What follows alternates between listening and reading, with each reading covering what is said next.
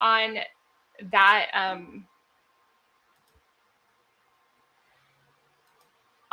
standpoint, like sometimes I can be in situations and I'm everything's great, and then there's times where I'll speak my mind or throw out a comment without without thinking, and just kind of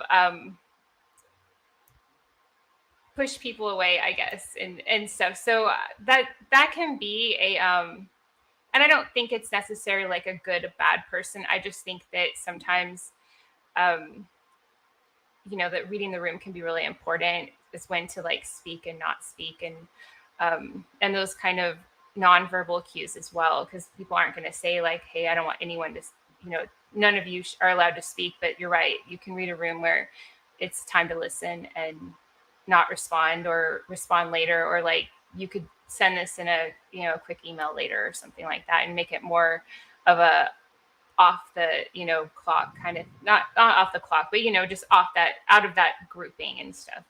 um and I think those are areas where I try to be pretty conscious with myself in communication, to not overshare. I definitely, I had some interesting feedback from not somebody I worked with or anything, but just an acquaintance that I know, and it was like, hey, you talk too much. And I was like, oh my gosh, I never really thought of myself as someone who talked too much. But it helped. Like, I like when people give me that kind of constructive feedback, because it gives me something to be aware of in myself, and not just think, oh, I have a talkative personality, so I'm not going to hold myself accountable to maybe like balancing that out a little bit with more listening. And I know it when I'm at work and I'm doing sales, I definitely spend more time with asking good questions and then listening. But on my personal side, I think I used to joke and say, to my family, like I have to other adults now, but I'm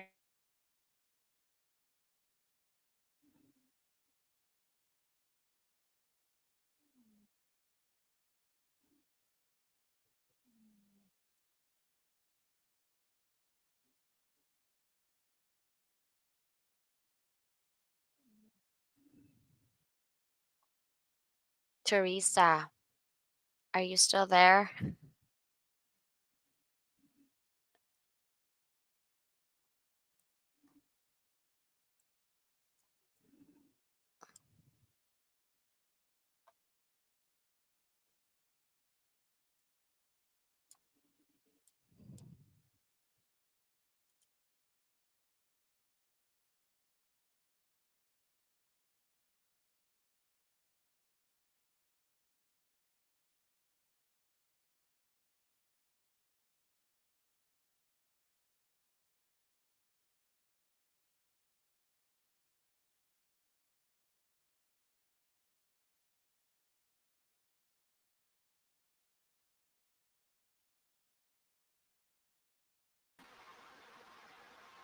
I think your throat. There's two of us now. Oh, okay. Sorry. So anyway, I was just kind of carrying on about just after work. I communicated a lot as a single parent with my two boys growing up, and I did kind of set that expectation with them verbally, like we're going to get home from school and work, and everyone's going to take 20 minutes and just not really interact, because I had a habit of like controlling all day at work, and then getting home and just being somebody that would just talk a lot afterwards, just as kind of like an unload. And I really didn't want to, for them to be the people that would, be on the other end of that. So we would take the time to separate, but it was mostly for me. Um, I would have people at work that I would talk to, and it would kind of like be like a, okay, I was on the phone. Like when you were mentioning phone sales, I would be on the phones with somebody, really controlling, the conversation, so that it was more critique to that person on the other end. And then when I hung up the phone, I would have to kind of like talk to my coworker, and sort of just like maybe get something that was going on in the back of my head off my shoulders, and then enter my notes and all that stuff, and just kind of debrief, I guess, after a phone call, because it's sales is kind of one of those things where Exhausting. oh yeah, Yeah. I can't imagine someone making 70 phone calls in one day. I mean, at one point, I think I could get to like 12 or 15, and it was very exhausting. Like at the end, I would kind of almost be like too much control had happened in that many interactions and Yeah. stuff. So It honestly, was hard. oh, and I loved when I moved to in person and outside sales because of like the fact that there was like the other communication going on that kind of made it less of a strain Yeah, in it's the more of a speaking part. script. I think when you're on a phone, it's a scripted conversation. Like you have to get this, this, and this. And so what I do is I literally just go off script and ask. Like I have to think and strategize. If you're in phone sales, you have to have a strategy. Like, okay, how do you build rapport? What kind of information do you need to close the sales at the end? Because you're gonna have to close that deal. What's their pinpoints, right? Like to kind of know why I'm the best solution for them, and they shouldn't have to look anywhere else. But I also don't like pushing sales because I see that it's more of a relationship than one time deal. I would rather have them coming back to me and asking me questions than them like saying, "Yeah, I'll buy it right now because it's a pressure," and then they'll cancel later. Then I'm gonna have to go to your retention unit. It's just too much, right? Because I Yeah. used to be a manager and I had like literally 100 people when I was 21 in a call center. And I don't know if you've worked in a call center, but call center is like I was the youngest person. I could make fifty phone calls in a day. Oh, And I work all shifts. I work third shift. 2 in the morning was my first one. I would 6 in the morning, 8 in the morning. Like I work all kinds of shifts, like I go. Um, and I learned so much from that in terms of how you carry a conversation. What are some of the things like I could literally know about you in 5 minutes about your life and everything. And my daughter's like, Mom, why is that? I'm like, it's a skill that I've learned to ask certain questions that I get to know you and the customer doesn't feel like they're divulging information too much, but we're just having a conversation because I have a strategy in my head on how I will do that. And you really have to care about people, right? To have that practical application. But what you did with the taking notes is feedback and improvement. And that's great because you should be encouraging growth mindset and a commitment to continuous improvement in your communication skills. The only way to do that is to take notes, which what you did, so you can get resources or ongoing learning and development, not only from your coworker who can relate to your frustration, by the way, and also for your own sake, like what kind of things do I need to actually improve myself, right? Because now you're getting feedback from your coworker, you're also getting your own subconscious mind to give you feedback, and maybe even a customer will give you feedback. So all three you can triangulate so you can improve yourself. yeah, and I think that's also something that for management, being open to hearing when someone might be frustrating out and because that does come out at some point, you'll find a situation. I don't know if this ever happened with you, but you'll find a situation over the phone where it just doesn't have a good outcome. And if you're frustrated out with what you're doing and you don't have like you aren't having those moments to kind of like improve yourself, then um, there are you whenever you're in phone sales. I mean, you talk to so many people and so often throughout your week that I think you do find those situations where it doesn't go in the right direction. And I think for managers that should be more like less of a cue of somebody who's problematic and more of a cue of like, okay, this person needs to like we need to like look at some communication development or just Training, hear more them training. out. Yeah, Hmm. or just kind of something. I went through a tour at the BMW facility, and I think that they have a fantastic business model, and their communication is, in my opinion, is pretty great. But they actually have rotation of jobs within their departments, so somebody isn't becoming like a robot and Hmm. kind of frustrating out and burning out and that kind of thing. And I guess they statistically were saying that um, they found that if your mind gets kind of like a new task, and there's Hmm. a change up that makes Yeah, sense. yeah. That it's You get more actually excited. refreshing. Yeah. So I think that's something that, I mean, I think that'd be great to see in a lot of different fields where you have like your core work, but then you have the, the opportunity to do other things, but also based off of personal choice. Because some people have like a personality where they just like one thing, and I definitely think it should be a communication between company management and employees about Hmm. who's going to stretch what. And so you aren't pushing people into something that takes them out of their enjoyment altogether. I know that I can be guilty of some of that kind of thing, where if I get into a strong point and I'm enjoying that, I want to do that a majority of the time. And if I get asked to go into an area that's my weak point and it's super uncomfortable, I have to get to the point where I understand and how it's connected to the strength, so that I can make that decision internally. If it feels forced on me, and anyone can call up my parents and ask them, it's like I was born with it. I would just like automatically have a lot of resistance if I just don't have that thought, like this is, I agree to it, or it's my idea, or I want it. Um, it can be a bit of a challenge for me to like summon up the energy and the agreements and effort to do what I'm being asked to do. So I've it's that's an area that I've been aware of since an early age, and always try to find ways to be more flexible um, and amiable, and all those things that make you more um, valuable in the work environment. Just because I have that immediate response, if I'm asked to do something that just isn't on my agenda, or I wasn't planning on it, or whatever, sometimes I do have like a bit of resistance. I need like 5 minutes to ask questions and get a little feedback, and then understand why I'm doing it.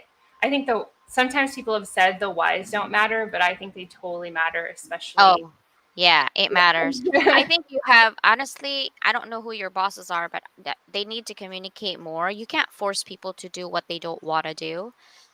They actually will have like a silent shutdown and they won't tell you. So as a manager, I dealt with 2,000 employees and I hire PhDs all the time and I don't do micromanagement, but usually what I'll say is people go into teaching not because they want to get rich. Okay, they want to make a difference. And any jobs that you have, you're there sometimes for two things: one, because you're passionate about it, or two, because you need a roof over your head and food over your table. Those are the two things.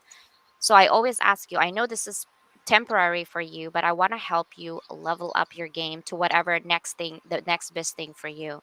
What I want to do is I want to know, what is your professional development for at least 12 months? We're not going to talk about 5 years, 12 months. What do you want to do and what do you see yourself doing that within this organization that I can help you level up? And then they'll tell me. And then once they tell me, I said, let's set up a plan. And when I see an opportunity for you to grow, I will check in with you to see if you're ready at that time. And if you're not ready, I will help you and train you to move up to that next level. Life is a journey. You can't stay stagnant or complacent, or you're not going to go anywhere, right? I Yeah. have that conversation each and single person of my employees. So when I tell them, hey, Teresa, here's an opportunity for you. Door sometimes opens one for a second. Do you want to open it? Do you want to close it? And I'll give it to the next person. And so it's up to you now to say, I am not comfortable. I said, okay, let me give you a boost. Here's the things that you're going to be looking for. There's always going to be things that you're not going to want to know right now because I don't really know. But what I know is that this will be good for you to level up. Are you ready? And when you say no, I said, okay, just know that this might not come back again, right? Right. Because at that moment, you have a choice now to either go with me or not go with me, right? And that's what I do with my community. That's when they're like, CJ, I have nothing to do. I'm like, be careful what you said. I'll give you homework, like, so all my Right. friends now that they know, they're like, oh my God, I'm in a project with CJ again. It's because I love community building. And if you're ready, you don't have to work with me or collaborate with me. But if you want to have that legacy and that impact within your community, come with me. Where there's a whole bunch of us that's trying to do the same thing, but not told what to do, but instead extrapolate your zone of genius that you're good at and put it to work where it matters within our world, our community, because we are our community. We can't wait for people to tell us this is what you need to do. We have it in ourselves to do it. It's just a matter of organizing it. I'm pretty good at organizing it. So let's go. You know what I mean? Like, let's get going. And what's the outcome? I have no clue. I have a plan to start and middle. The outcome, no clue. But Yeah, that's the fun part of life. You don't know what's happening at that end, but the intentions matter. If your intentions are good, you know the outcome is going to be great, right? And yeah. so if you're ready, let's go. That's what I always say. I think that that's how I know when I need to level up and to push myself, and I know that I'm looking to actually stretch is when I like for my personality, once things get monotonous and I feel like I'm running a routine and I get the same results all the time, that's where I'll have a dissatisfaction just internally. And I always appreciate when I'm around people that are leading me that I can express that okay, I'm doing this work or I'm going through this situation or whatever, and but it's not satisfying for me anymore, and not in a stop doing it, but like, okay, what's next? How can we build on that? And I think some of the moments where I've been able to progress have been when I was around people I could express that to and have them actually be willing to, like you said, you have that vision, and you kind of have like the your idea of what's going to happen, but in the reality, you hope for that, but it could be something slightly different. Mhm. I think that that's the best kind of leadership, and especially if you have that communication open to do exactly those kinds of things. And just like I was mentioning with you, I have I started higher education with like a focus on business, and that was kind of where my early year interests were, just because I had a parent that was a teacher and a parent that was working in government, but still that kind of corporate setting in an office with the suits and everybody kind of running around doing that similar kind of work during the day.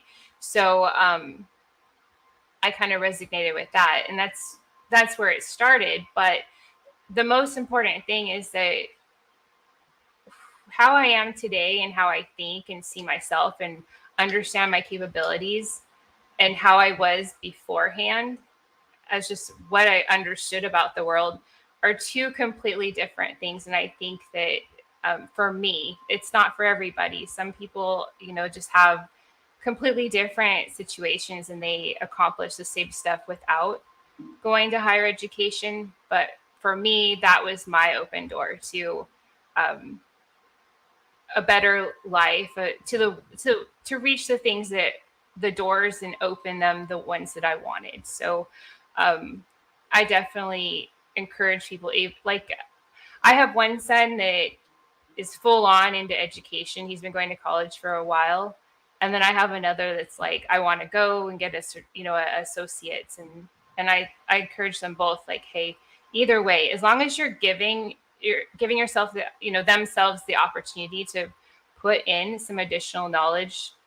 I think it's good that you get the basic stuff when you enter the adult world, but um, I also think it's great when you can reach out and get into any kind of education system and get a little further knowledge and then bring that into the way you see things in your communication and what you can share with other people back and forth. I always kind of encourage that, but like my favorite book is Malcolm Gladwell's Outliers, and I think he really addresses that for some people they really need to continue to learn, and they and grab knowledge, and the education system is really for them. And there's some people where they just have like these natural abilities, and they're kind of the the the deviations outside of the norm.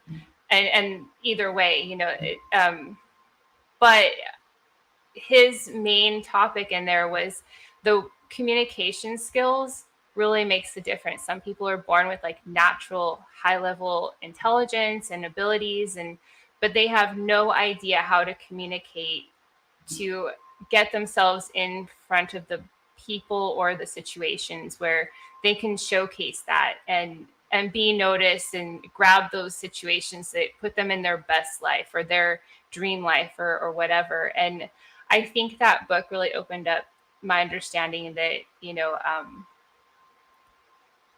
you still like you were mentioning, you kind of have to find a point where you're like excited to fight for the next level of whatever it is that you're going after, or you see yourself. I think that I grew up in a household where, if you saw yourself or you had some pretty like creative ideas and dreams, my parents were like, it's math and English, okay?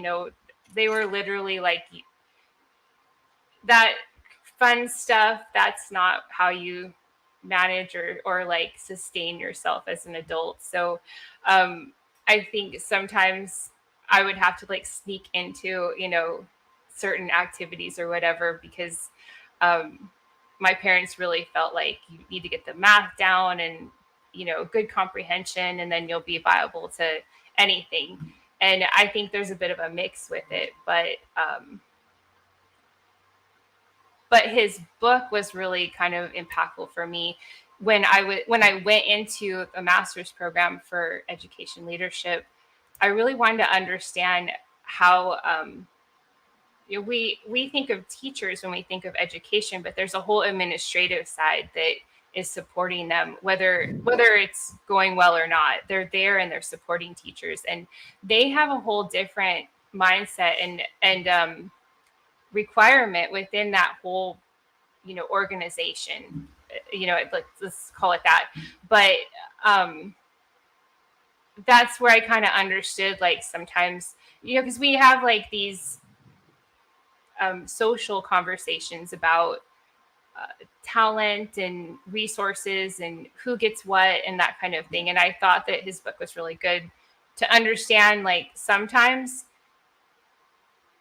to your point, you have to go to people and ask them and sort of push them a little bit. And then you have people that are like, already, their personality is already set up to be the go-getter, and they're going to tell you. And, Yeah, no, see, here's the thing. Even the go-getters needs that. So there's too many things I wanted to address there. The first one is you need a coach. You need a mentor. I never had a coach or a mentor, okay? I yeah, literally just pick up things from people, but and I'm a mentor of a lot of things and a lot of people. It's because I want to part that knowledge. But here's the thing: when you are an administrative in education, the best universities out there is having their dean not be out of touch. I think as a dean of a university, you need to teach because then you need to know. Because if you look at it, your students are your customers. And so you need to be facing with your customers so you know what kind of things that they need. Because when you make decisions at the high level, but you're making the decisions for the people that are on the trenches, you don't know what you're talking about at that point because you don't even know the pain points of these people.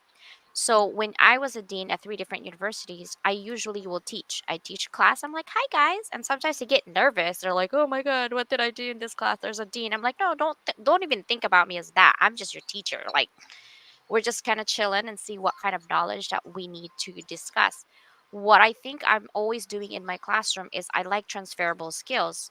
Often in universities, we get a lot of theory thrown out. What if this situation happens? And what if this situation happens? But because I teach adult students, my oldest students is 78 years old and they are veterans. They already have experiences. There's no possible thing you can possibly tell them that they don't already know. But what they don't know is that theory part and putting labels literally on their knowledge and what they are, but also adding to that tools and value that they already have so they too can level up even in their situation. So I always read the room on what they need by asking questions. Well, this is our topic. How many of you guys actually have these experiences, right? You can't keep going and talking and then not knowing what your audience need, right? It's like feeding a baby. Like when a baby cries, you have to figure out, is it hungry? Is it needing changes? Is it needing carry? What does it need? But so you try everything until they be quiet and you're like, oh, they were just hungry, right? It's the same Yeah. thing for adults. When you're parting knowledge, you need to ask all these questions and you need to test it out. Once you test it out and you part the knowledge and they're happy and you can see in their face they're happy because it's live and they're like, I got it. This is what we're going to talk about and these are the transferable skills. But I don't know everything. So no, what I do is I do experiential learning and I said, hey, what about this? What are your experiences? So now one person share, two-person, the whole class is sharing. Now the whole class is learning with me, not just me talking all the time. Because it's important to listen to other people's situation because that's how you learn, because you're never going to be thrown in that situation. I'm never going to go to Afghanistan, okay? It's not going to happen in my lifetime. But these people are, and they're, when we're talking about business and chain of command and the followers, no other people out there than the military knows what a chain of command is. So when in that conversation, I stepped down. I give you the whole theme of the conversation and I said, brothers and sisters, let's go.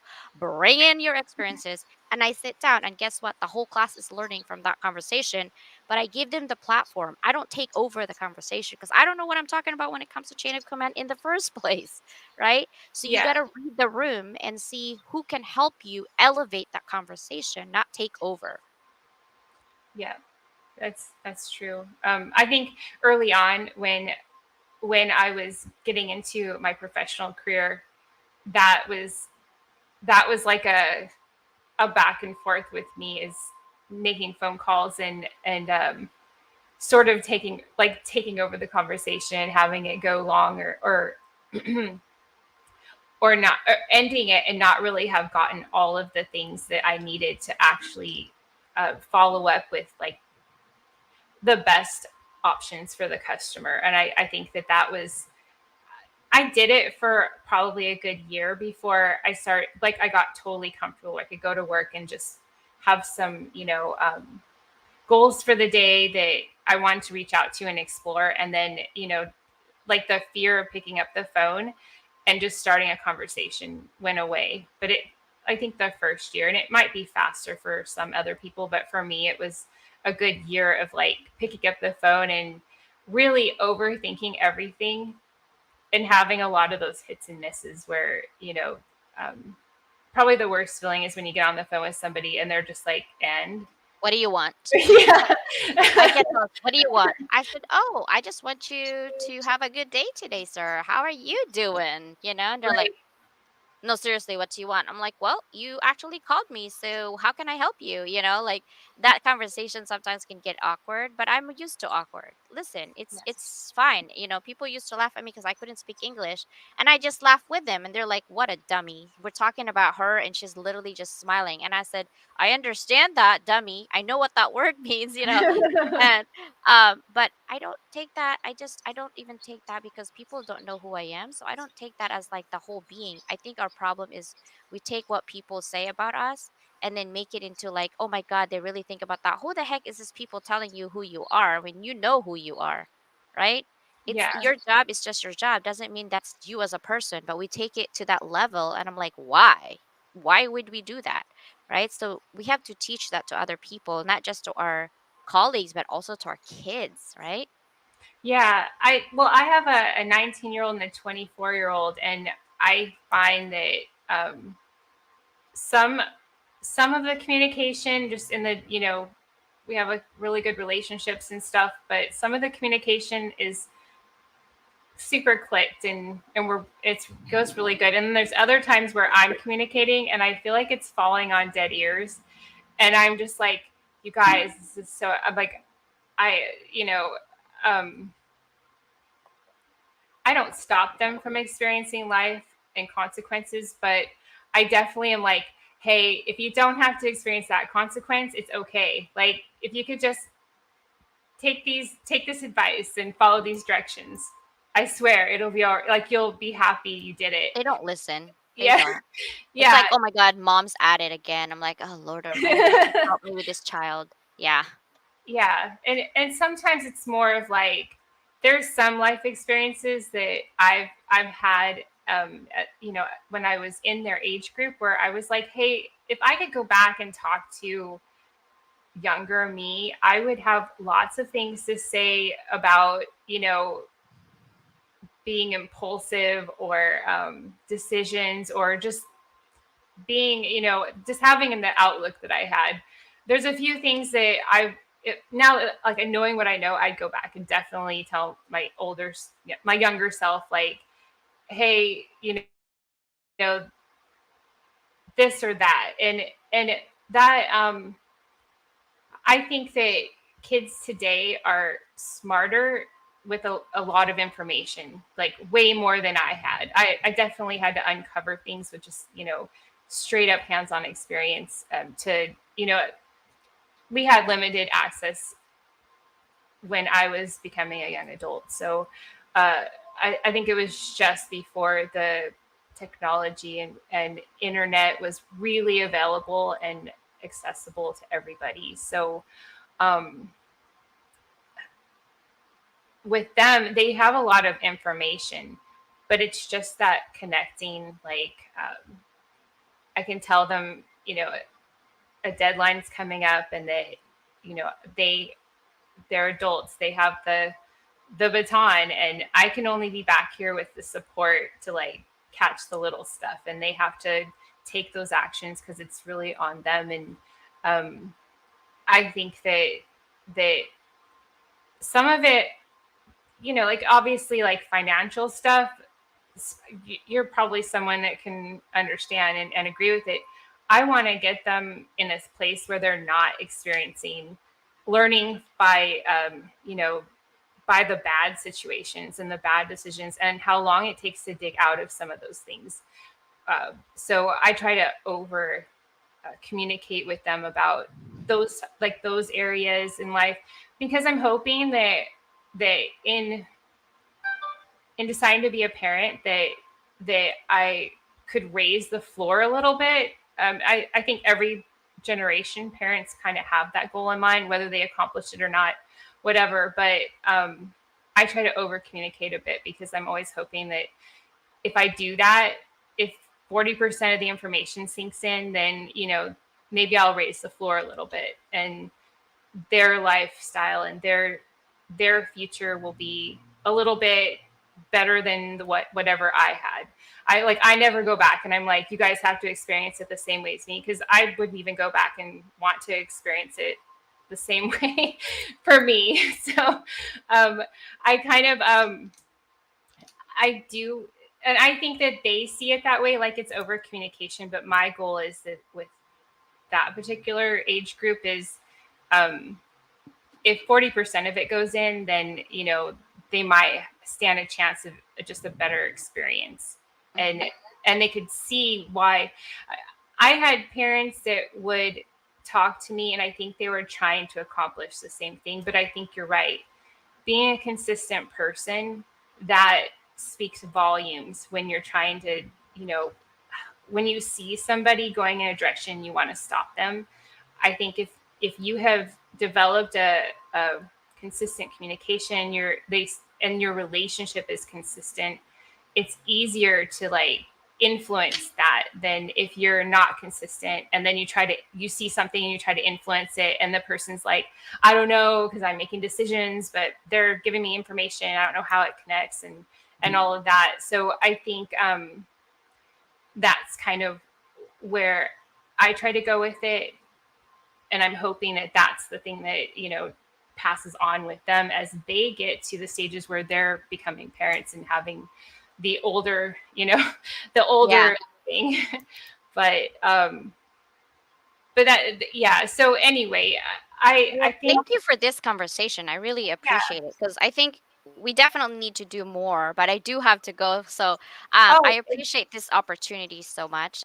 This is great conversation, effective communication for work and also for our kids and our children. So this has been an amazing conversation. I would love to know more next time on what we can do as parents and how we can communicate, especially with adult kids. You know, it's hard yeah. to be a mom and a parent, but I appreciate you so much.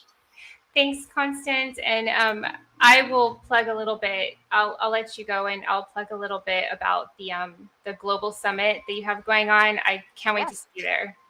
Perfect. And it is free. Okay. You don't have to get into for $50 because someone asked me, I don't have $50. I'm like, no. We just get to know each other. The $50 is if you want to engage all of the speakers because some of their services are like 2,500, 30,000, 20,000, and they're selling it for $50, like only for 3 days for my summit. So that's why I want people to take advantage. But to go there, it's just to network so we can get to know each other. But have a Yeah, I beautiful love day. it. Thank you, Constance. See you there. Bye. Bye.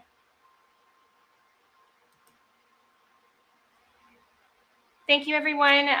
I do have the link to her global summit. I'm planning to go just because I believe in lifelong learning and finding ways to improve myself, and the way to do that is to connect with others and understand yourself through their eyes and conversation and communication. Have a great day, and thank you for attending.